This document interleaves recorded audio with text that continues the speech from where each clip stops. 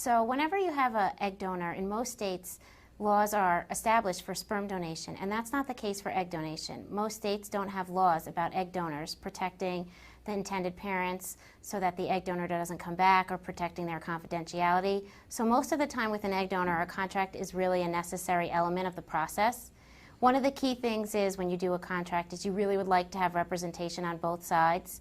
You want an attorney to represent the egg donor and another attorney to represent the recipient parents. And if the egg donor doesn't have counsel and isn't fully understanding what she's signing, then it really isn't an appropriate document for her to be signing. And you can address a lot of issues in an egg donation contract. You can address confidentiality, what's going to happen if something happens down the road to the recipient parent's child, like there's an illness and you want to get more information.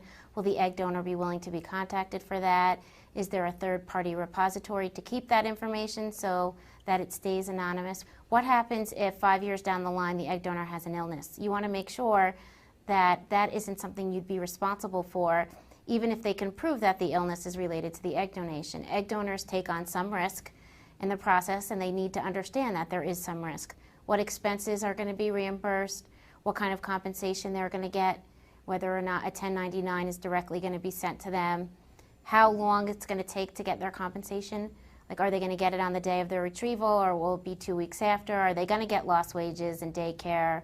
Are they going to have to give updated information if, let's say, they donate eggs to yet another couple? Are all those couples going to know how many times this woman donated her eggs? How many children are out there? What are the tax implications? Who's going to be responsible for the taxes?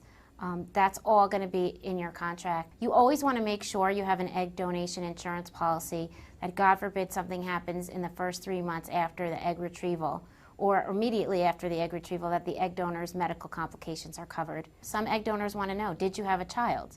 So if you give birth, I want to know that you gave birth to a child, and I want to know that child's birth date, so that if I have a child around that time, our children don't marry or our children don't meet up. So they want to know the sex and the birth date of any children you have. A very big question that we ask a lot of the egg donors too is, do you consent for these embryos to be given to another party in the event that there are left over?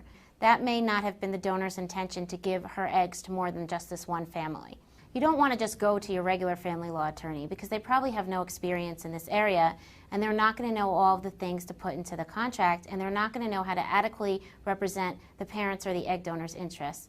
So it's really important to go to somebody who's done a number of these, and you should ask, how long have you been in this field? How many egg donor contracts have you done? How many egg donors have you represented?